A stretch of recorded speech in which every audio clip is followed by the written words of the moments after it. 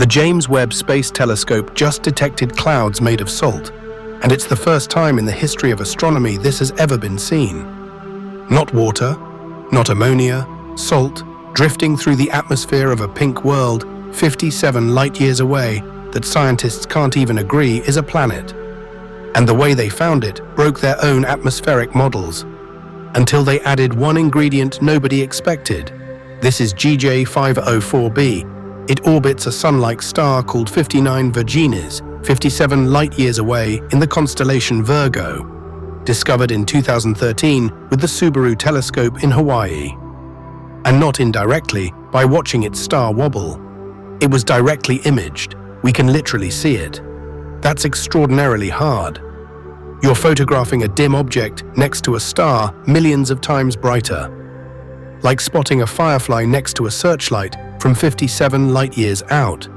The team blocked the star's light with a coronagraph, and there it was, a faint pinkish dot orbiting 44 AU out, nearly 9 times Jupiter's distance from the Sun.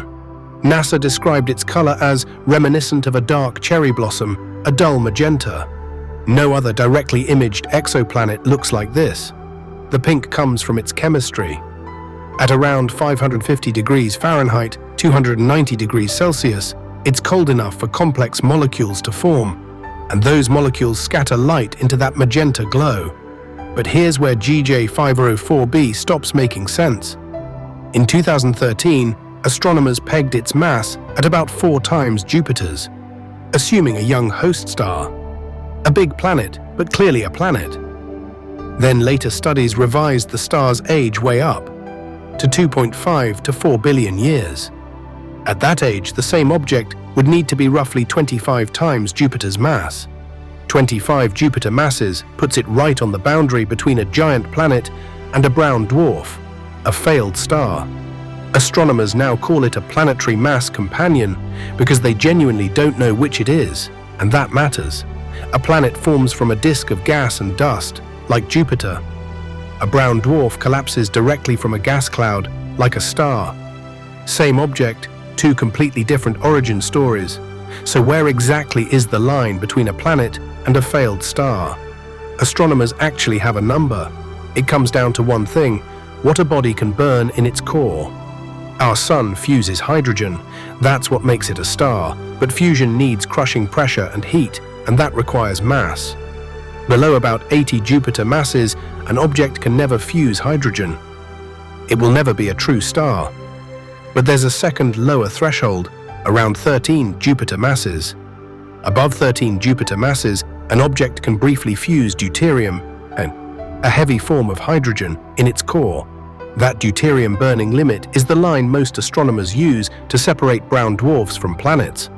And this is exactly why GJ504b is so maddening.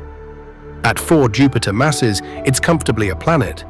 At 25, it's well over the deuterium line, a brown dwarf.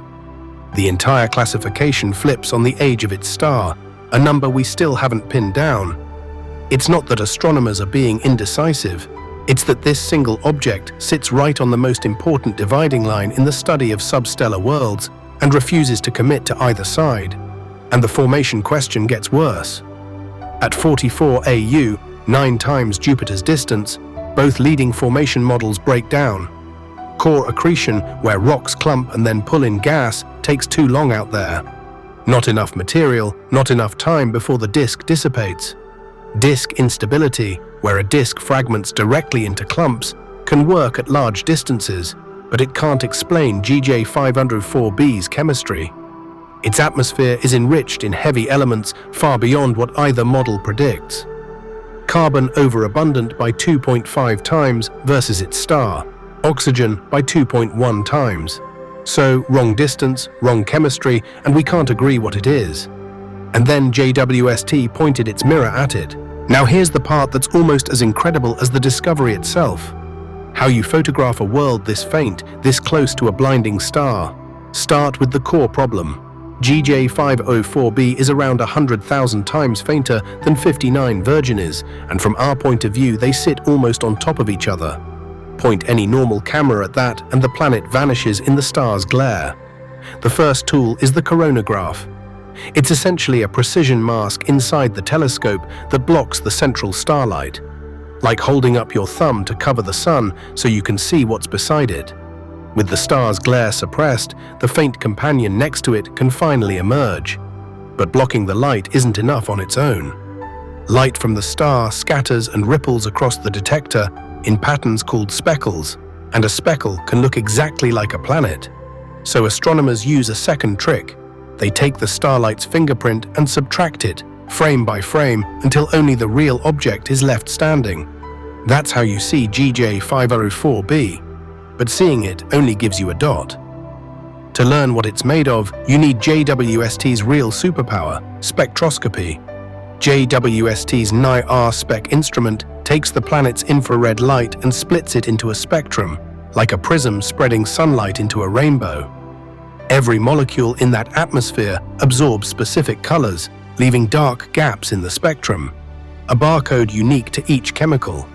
Read the barcode and you read the atmosphere. Water vapor leaves one set of lines, methane another, carbon dioxide another. This is how we do chemistry on a world 57 light-years away without ever touching it. And it's why JWST changed everything here. From the ground, the planet was nearly invisible. From orbit, above Earth's distorting atmosphere and tuned to the infrared, JWST read its chemical barcode in about 2 hours. For years, teams aimed the largest ground telescopes on Earth at this thing for entire nights. They saw almost nothing. Too faint, too cold. Then JWST looked. The whole observation took about 2 hours. Anish Babaraj of Northwestern University led the study. He told CBS News, "We were really amazed by how easy it was to detect with James Webb, as opposed to like it had been close to impossible from the ground." NIR-SPEC revealed water vapor, methane, carbon dioxide, and ammonia.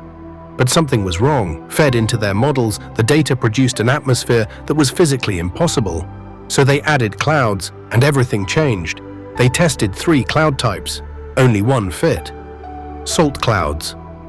This was the first time in history that salt clouds have been identified as critical to explaining the spectrum of any cosmic object. Not a prediction, direct observational evidence. If a pink world wrapped in salt clouds that might not even be a planet is the kind of thing that breaks your brain in the best way, subscribe. We decode the universe's strangest objects every Thursday. Here's why this is so strange. On Earth, clouds are water. On Jupiter, ammonia. On the hottest exoplanets, silicate clouds, essentially molten rock. But GJ504b sits in a gap, too hot for water or ammonia clouds, too cold for silicates. A middle ground nobody had observed, where the only clouds that can form are made of salt. When the team added salt clouds to their model, the impossible features vanished. The salt was hiding the signatures of deeper molecules, scattering light in a way that had made the cloud-free model nonsensical.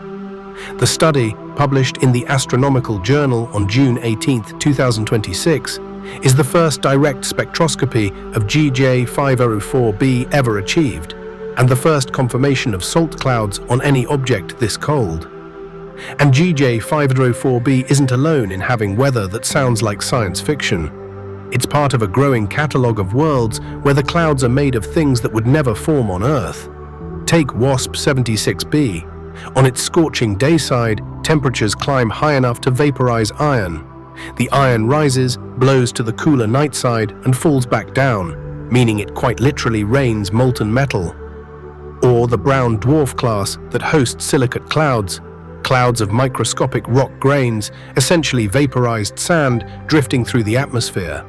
JWST has detected the signature of those silicate clouds directly. The pattern is temperature. Each cloud type forms in its own narrow heat window. Silicates in the infernos, ammonia in the giants like Jupiter, water in the cool worlds like ours. GJ504b revealed a window between them that no one had filled, the salt cloud zone. And that's the real prize here.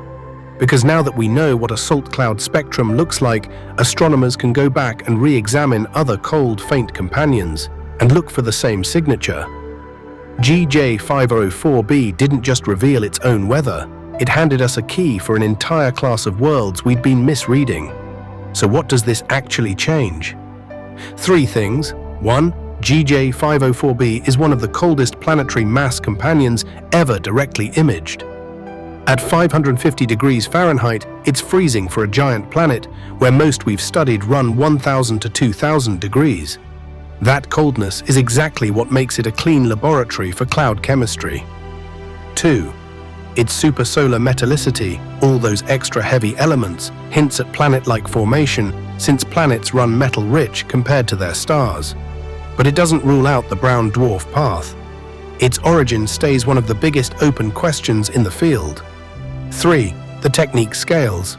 The same method will now be aimed at dozens of cold, faint objects JWST will study in coming years. As Babaraj put it, this is the first time we have found that salt clouds are critical to explaining the spectrum of an object. It's a good reminder to account for clouds in our models. A pink planet, 57 light-years out, that might be a failed star, wrapped in the first salt clouds ever found beyond our solar system. JWST keeps making the universe stranger.